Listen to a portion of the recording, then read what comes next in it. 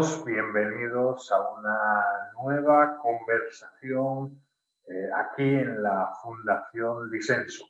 Hoy tenemos el placer, un verdadero gusto y un honor, el placer de conversar con el señor embajador Otto Reich, presidente del Center for a Free Cuba.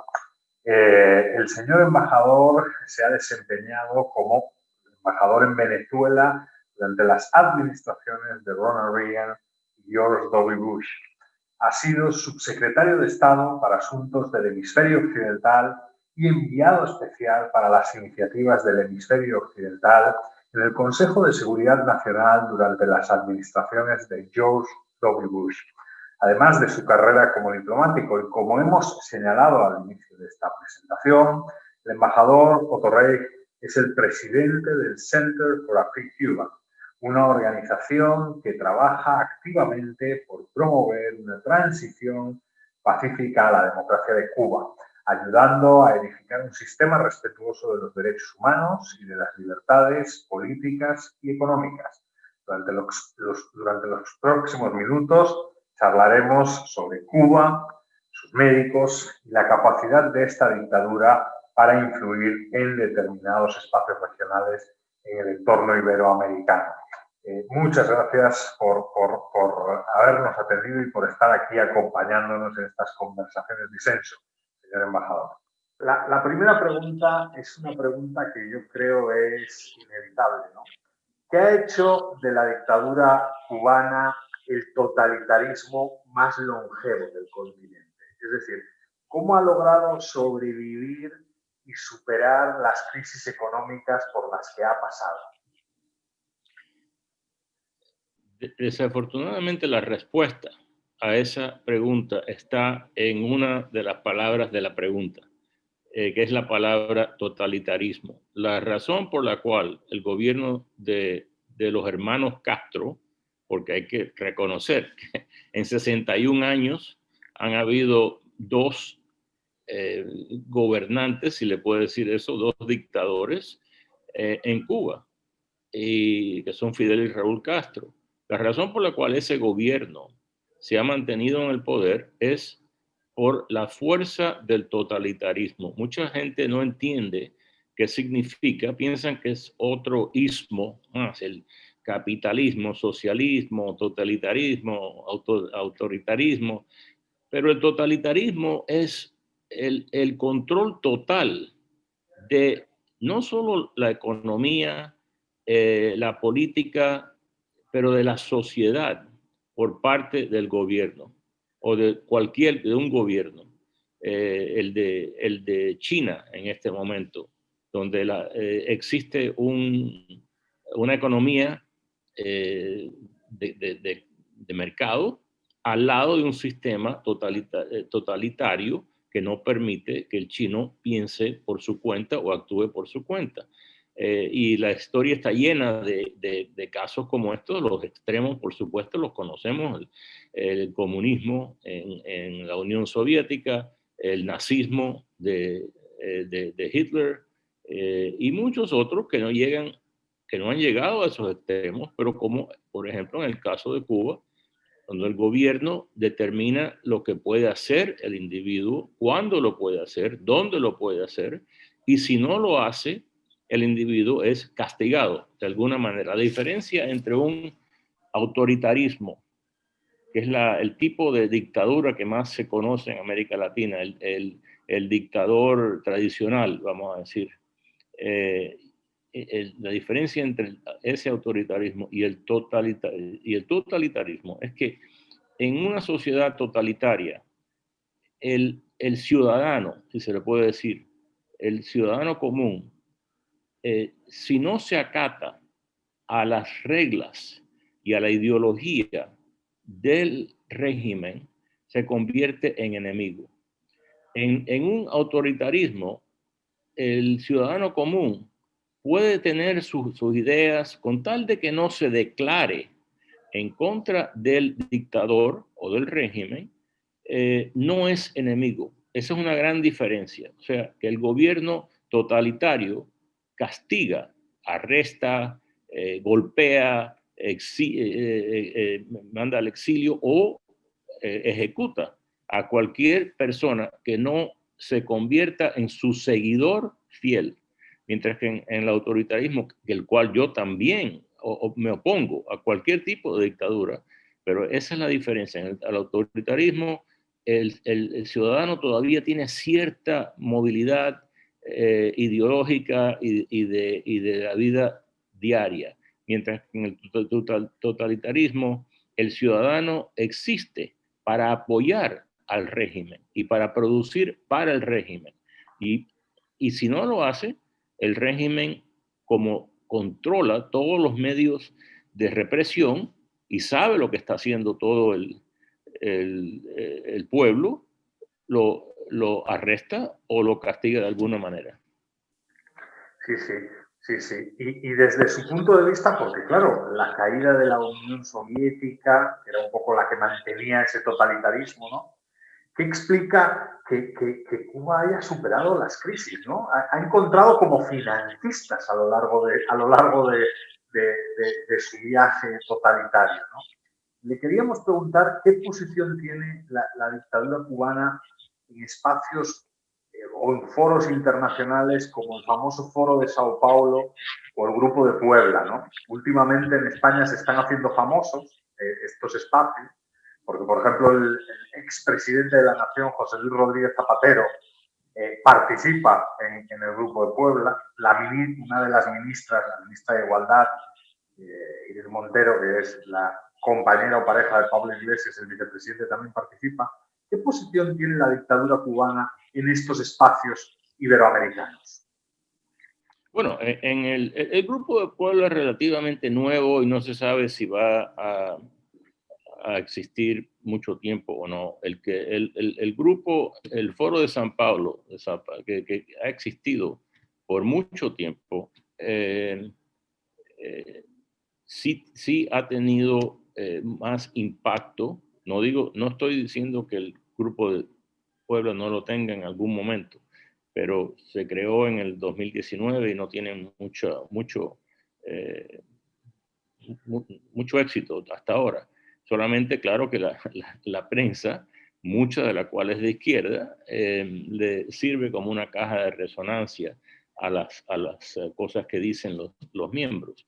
Pero, por ejemplo, el gobierno de Cuba me pregunta cuál fue el papel del gobierno de Cuba en el Foro de San Pablo, y se puede decir también que en el Grupo de Puebla, el gobierno de Cuba fue uno de los fundadores. La idea fue de Fidel Castro, hablando con Lula da Silva, en aquel momento que todavía no era presidente, si no me equivoco, y gente como Hugo Chávez, o sea, personas de extrema izquierda, y que reclutó a otros dirigentes políticos que pensaban de esa misma manera, bastante radicales, hasta el punto de que mucha gente no lo sabe, pero el Foro de San Pablo, que se supone que fuera un grupo de dirigentes que creían en cierta democracia, porque esa palabra la usan y la mal usan muchísimos dirigentes, ese foro llegó a incluir entre sus miembros al Frente colombiano, al FARC, las Fuerzas Armadas Revolucionarias de Colombia, que es un grupo ya ahora está mucho más controlado, se ha convertido en un partido político, pero todavía hay ciertos elementos que están regresando a la guerra de guerrillas. Ese grupo fue denominado por la Unión Europea, por los Estados Unidos, por muchos países, como un grupo terrorista. O sea, el Foro de San Pablo tenía como miembros a grupos terroristas. Yo le hice esta pregunta personalmente a Aloysio Mercadante, que era miembro en aquel momento del Foro de San Pablo, que fue ministro de Lula da Silva. Estoy hablando de hace casi 15, 20 años. Mercadante hoy en día es miembro también del Grupo de Puebla. O sea, estamos hablando de la misma gente o el mismo tipo de gente que no tenían problema ninguno en acercarse, en abrazarse a terroristas si los ayudaban a llegar al poder y mantenerse en el poder. Porque esa es otra cosa que hemos visto de estos grupos, que cuando llegan al poder cambian las reglas del juego para nunca más nunca más perder el poder por métodos democráticos. El caso de Venezuela, por ejemplo. Yo estuve presente en el día de las elecciones en 98, cuando fue electo eh, Hugo Chávez. Yo dirigí la misión de observación del Instituto Republicano Internacional y fue una elección libre. La ganó Hugo Chávez porque había mucho malestar contra el sistema democrático en aquel momento en Venezuela, que no estaba funcionando para mucha parte del pueblo, había mucha corrupción y Chávez se aprovechó, mintió, porque dijo que él solamente iba a ser presidente de un país democrático, que nunca iba a establecer una dictadura, que él no era comunista, socialista, nada de eso, igual que lo que dijo Fidel Castro en el 59, cuando llegó al poder en Cuba, por la fuerza, no llegó por las urnas como llegó Chávez, pero lo que hacen es cambian las reglas del juego, eliminan a la oposición y nunca más dejan el poder por manera limpia. Hay que sacarlos como se sacó a Hitler, como se sacó bueno, Stalin murió en el poder, pero como se derrocó al imperio soviético, por ejemplo. No, no, es terriblemente interesante y la verdad es que cuando uno analiza pues, la evolución de estos regímenes dictatoriales y de estos regímenes que corrompen democracias como el chavismo, pues evidentemente lo que uno percibe es una erosión de la democracia brutal, ¿no? Hay una política bueno, aquí en España los medios de izquierdas efectivamente se hacen mucho eco de ella, ¿no? Y es la cuestión de los médicos cubanos, ¿no? De los médicos cubanos que bueno, pues dicho país envía a Venezuela, en su momento los envió a Brasil, bueno, yo creo que los ha enviado a un gran número de países en la región iberoamericana, ¿no? ¿Cuál es el significado? ¿Cuál es el objetivo de esta política de exportar médicos a países en América Latina, ¿no? ¿Y cómo funciona dicha herramienta? ¿Cómo trabaja la dictadura cubana con esta herramienta, ¿no? ¿Es para adoctrinar ideológicamente? ¿Es para hacer inteligencia, digamos, pertenecen a los servicios de inteligencia cubanos? ¿Cuál es el verdadero significado de estos médicos cubanos que muchas veces es una política que se vende como un acto de solidaridad hacia otro país, ¿verdad? Pero a lo mejor el significado es completamente diferente. El programa de lo que llaman las misiones médicas cubanas es un buen ejemplo del fracaso moral de los países comunistas y socialistas. Quizás en algún momento, hace 60 años, haya comenzado como un esfuerzo de carácter básicamente humanitario. Países que aceptan a los médicos reciben más dinero de eso que de cualquier otra fuente de ingresos, más que turismo, más que tabaco, más que cualquier... Claro, que en Cuba ya no se produce nada porque el comunismo ha destrozado la economía. Cuba se ha convertido de un país que era exportador de productos agrícolas a un país que es importador de productos agrícolas cuando es que tienen dinero para comprar, si no la gente tiene hambre. Pero el programa de los médicos no solo, en mi opinión, en este momento es inmoral, en el caso de que alquilan, es lo que están haciendo, están alquilando a los médicos y a funcionarios de salud a otros países, pero no son voluntarios, ellos dicen que son voluntarios. lo que pasa es que les ofrecen pagarle más a estos médicos en otros países, cuando van a otros países, que lo que ganan en Cuba. En Cuba ganan una miseria.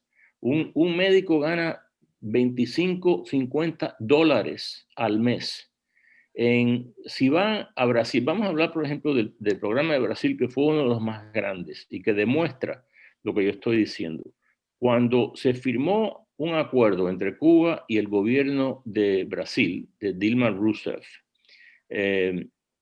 el acuerdo violó las leyes de Brasil, violó las leyes internacionales porque se trata de uso de fuerza laboral obligada, forzada, y violó las leyes de Estados Unidos porque la Organización Panamericana de la Salud, basada en Washington, que es parte del sistema de las Naciones Unidas, actuó como un intermediario, porque las leyes de Brasil no permitían que el gobierno de Brasil le pagara a otro país por el uso de seres humanos.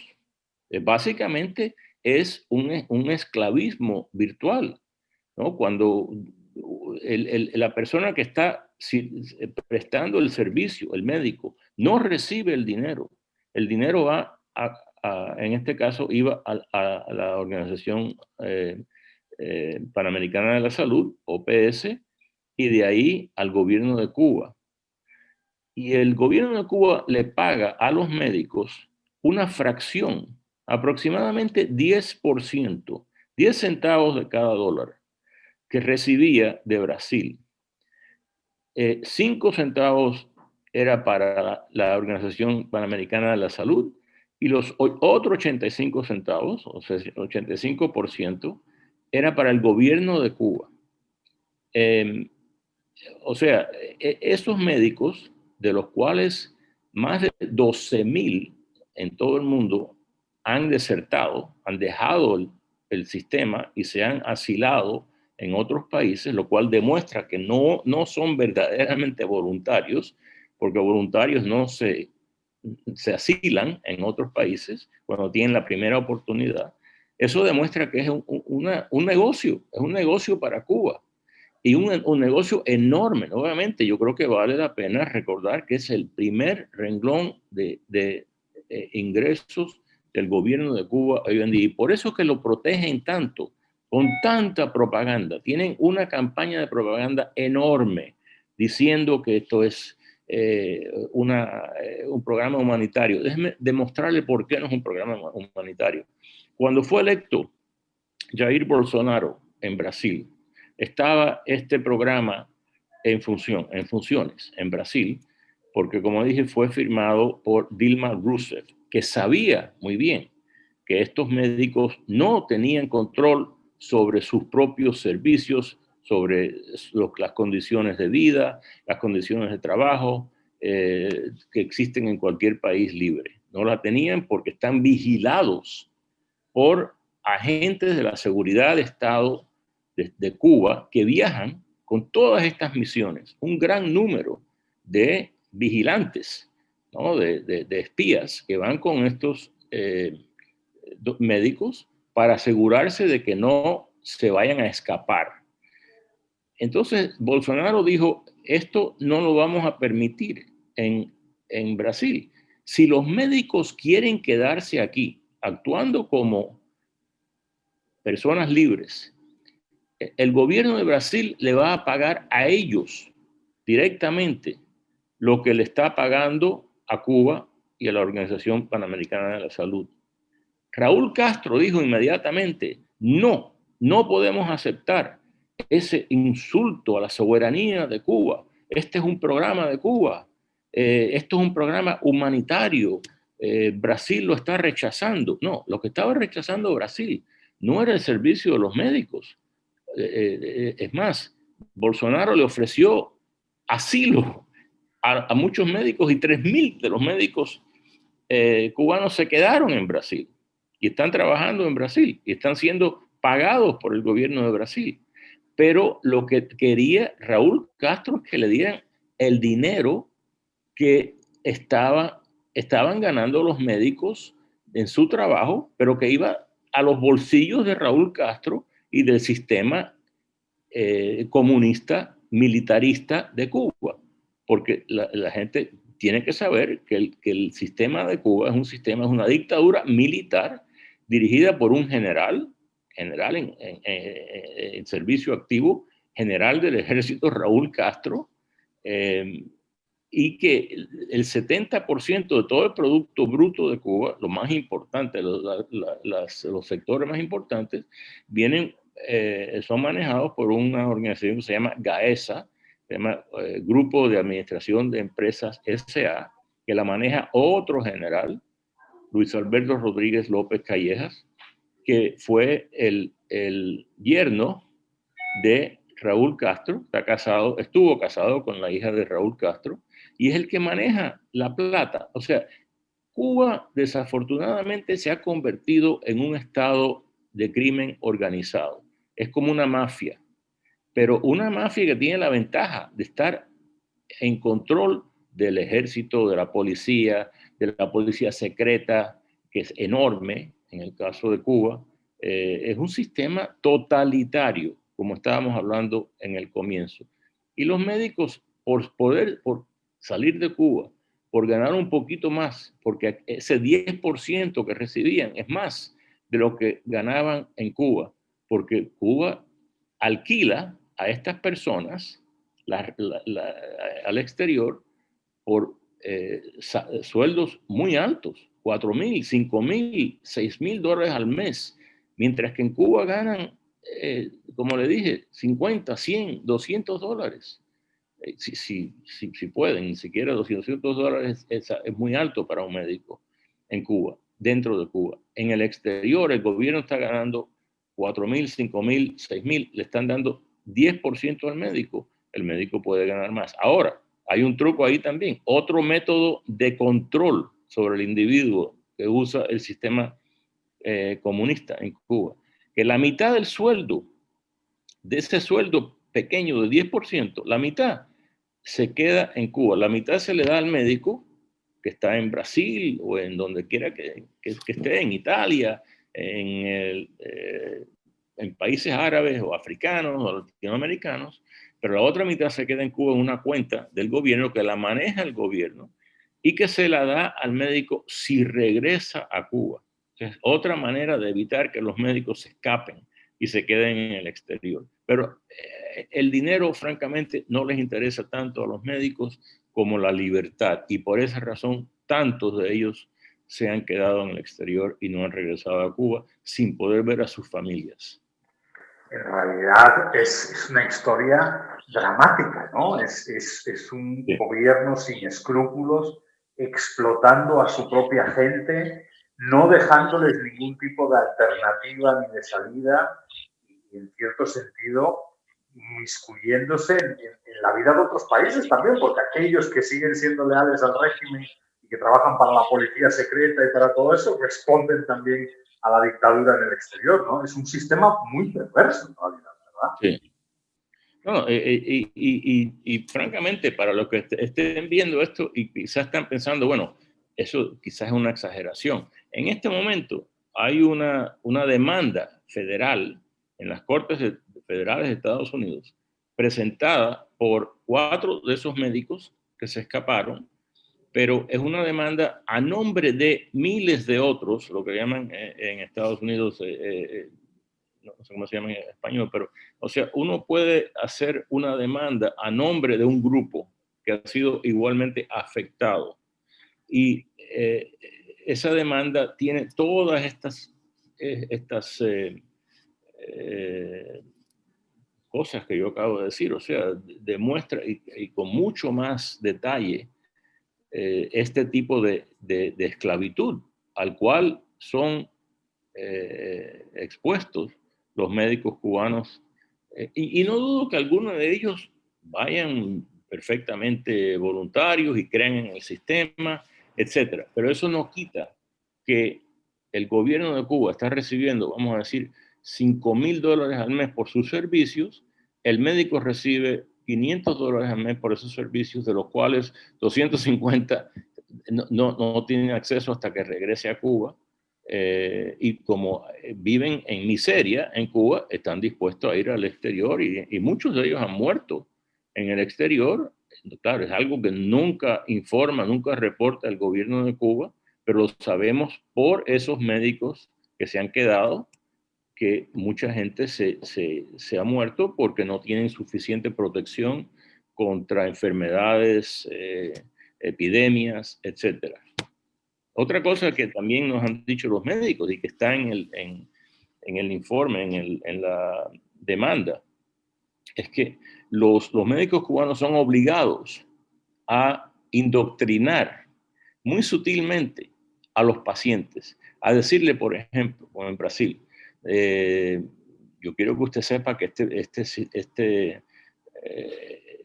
programa es posible solamente porque el gobierno de Brasil, de la señora Rousseff, tiene muy buenas relaciones con el gobierno de Cuba, porque tenemos el mismo tipo de ideología, etcétera. O sea, es un indoctrinamiento que es parte de la razón por la cual Cuba tiene miles y miles de estos médicos en el exterior. Otra cosa que han reportado los médicos es que falsifican estadísticas, que para hacer lucir bien al sistema médico cubano, que el gobierno de Cuba dice que es una potencia médica, cuando una medicina falla, no informa, no lo reporta. A veces destruyen medicinas porque usan las medicinas para cobrar más a el país que está pagando.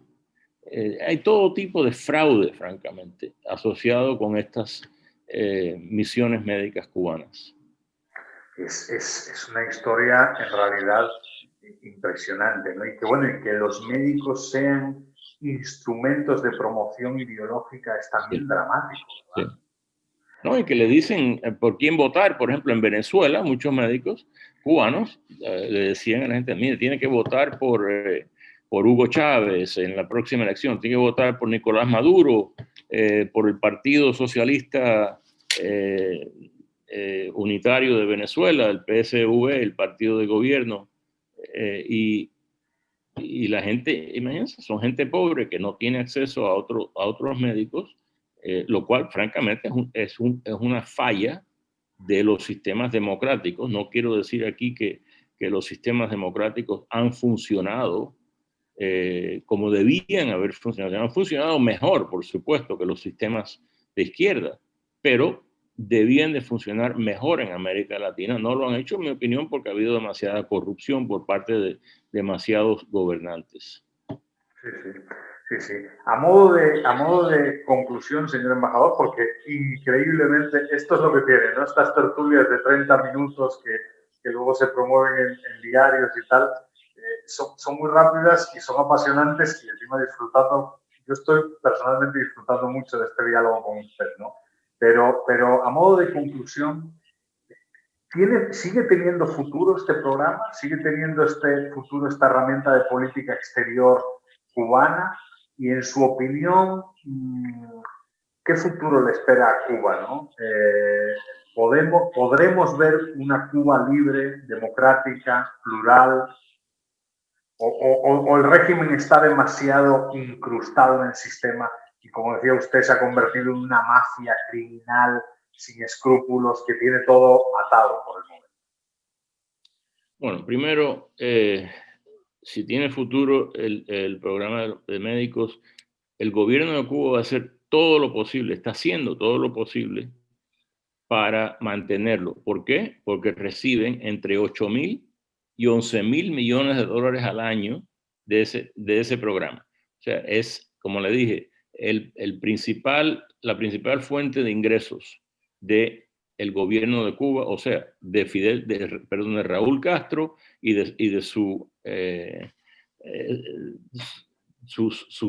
socios, porque no son compañeros de gobierno, son socios. O sea, que efectivamente va a ser eso. Y desafortunadamente tienen el gobierno de Cuba siempre ha tenido una buena organización de propaganda. Y hay gente en el exterior, por ejemplo, el New York Times, que es un periódico que le encanta reportar todo lo bueno de la izquierda, acaba de sacar un artículo que está todo repleto de errores sobre este mismo programa de los médicos cubanos, repitiendo la propaganda cubana, casi aceptada, casi sin alguna crítica periodística por parte del New York Times, pero eso se espera. En lo que se trata de, o sea que yo creo que el gobierno de Cuba va a hacer todo lo posible para mantener ese programa. Es más, tienen una campaña en la cual están siendo ayudados por grupos de izquierda internacionales, incluyendo algunos Estados Unidos, para que le den el premio Nobel de la Paz a este programa de médicos cubanos. O sea, un programa que usa la esclavitud como la base de su existencia. Están tratando de que le den el premio Nobel de la Paz este año. Fracasaron el año pasado, no pudieron, y ahora están haciéndolo otra vez. Y hay grupos de izquierda, uno que se llama Code Pink en Estados Unidos, que tiene más de $1,5 millones en una campaña para promover a Cuba para ese premio Nobel por este programa de esclavitud internacional. En lo que se trata de el futuro del gobierno de Cuba, el futuro de Cuba, mire, son 61 años. No es la misma Cuba de hace 61 años. Se puede ver, por ejemplo, en estadísticas muy tristes, hablan de la educación y la salud y los avances, pura propaganda, porque yo hablo muy a menudo con personas que salen de Cuba. Los pobres tienen un nivel de educación muy bajo, hablan el español muy mal, no tienen conocimientos algunos del resto del mundo, porque Cuba, el famoso bloqueo a Cuba, no es por parte de Estados Unidos, es un bloqueo interno, un bloqueo de información por parte del gobierno de Cuba en contra del pueblo de Cuba. Un gobierno que no tiene nada que esconder, un gobierno que es popular, no bloquea a su propio pueblo de cualquier fuente de información de afuera. Al contrario, quiere que sea un pueblo de ciudadanos bien informados. Ese no es el caso de Cuba. O sea que Cuba ha cambiado muchísimo. Yo creo que un día va a ser libre, igual que los países de Europa Oriental se liberaron del comunismo. Pero ¿qué pasó en algunos de ellos? Fíjese lo que está pasando en Rusia. Rusia se liberó del comunismo, pero no se liberó de la dictadura. ¿No? Tiene a un hombre fuerte, a Putin, que no permite ninguna diferencia de opinión con sus ideas, que mata o trata de matar a sus oponentes, ¿no? Como acaba de ver el mundo recientemente, o puede ocurrir algo como lo que ocurrió en China, que es que los chinos se dieron cuenta que el sistema económico marxista es un fracaso y lo cambiaron. O sea, cambiaron el sistema económico, pero no cambiaron el sistema político. Tiene China lo que le llaman aquí, en vez de marxismo-leninismo, le llaman mercado-leninismo. Tienen el sistema político leninista, pero están produciendo bajo el sistema de libre mercado, que es el único que funciona. En Cuba no están haciendo eso y por eso que hay hambruna, hay escaseces, igual que en Venezuela, la misma cosa. Yo fui embajador en Venezuela, es un país riquísimo, tiene unos recursos, no le falta nada a Venezuela. Tiene los depósitos de petróleo, reservas de petróleo más grandes del mundo. Tiene gas natural, tiene oro, todo tipo de minerales, tiene enormes tierras para sembríos, sistema hidráulico, o sea, muchos ríos para producir electricidad. Y sin embargo, millones de venezolanos se han ido a pie de Venezuela a países vecinos porque no pueden vivir bajo ese sistema. Y los que se han quedado están comiendo de latones de basura. O sea, no hay comida en Venezuela. Aparte, por supuesto, para el grupo ¿no? Nuevamente para esa mafia que está en control en Venezuela, de Maduro y sus secuaces, pero el pueblo no tiene que comer y hay escaseces de agua, de electricidad, de gasolina, de comida, de medicinas. Se están muriendo los pacientes en los hospitales, pero Maduro sigue comprando armamentos, creando más y más ejércitos. O sea, es el mismo sistema totalitario que hemos visto en otros países. No funciona. Y yo le diría, francamente, a los españoles que tengan mucho cuidado con aquellos que les prometen democracia mientras la socavan. Sí, sí, muchas gracias, muy interesante sus comentarios. No me puedo resistir de hacerle la última pregunta. Yo no quiero abusar de su tiempo, señor embajador, pero la última pregunta. ¿Cómo ve la región? ¿Cómo ve Iberoamérica? ¿No? Por ejemplo, es terriblemente triste la situación en Chile, lo que está sucediendo en Chile, ¿no? Era digamos, la joya de la corona, ¿no? El país que más había crecido, aunque no lo digan los indicadores, mostraban una reducción de la desigualdad en Chile importante gracias a la economía de libre mercado, movilidad social. Sin embargo, ha entrado en un proceso de por decirlo así, de incertidumbre, de desequilibrio, de desorden, ¿no? Lo de Bolivia, como decía usted al principio, pues también. Venezuela también. ¿Cómo ve Iberoamérica, usted que la conoce tan bien y con su gran experiencia como diplomático y embajador en la región? Bueno, es un poco confuso. Hay razón por la cual ser optimista y hay razón por la cual ser pesimista. Cuando uno ve, por ejemplo, lo que pasa en Chile o en Bolivia, porque lo menciono porque son los casos más recientes, donde los votantes, en el caso de Chile,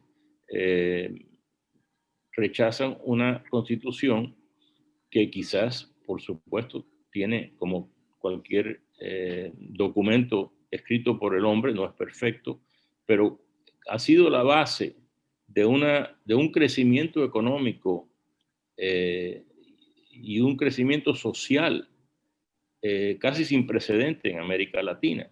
Chile en los últimos 30 años ha reducido la pobreza aguda de 40% a 10%. Eso es extraordinario en términos económicos. Sin embargo, hay elementos en Chile, elementos de izquierda, que se aprovechan del hecho de que no todo el mundo ha participado igualmente en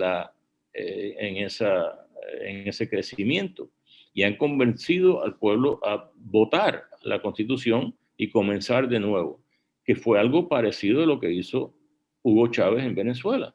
Cambió la Constitución, hizo una nueva Constitución que no muy lejos después la violó él mismo.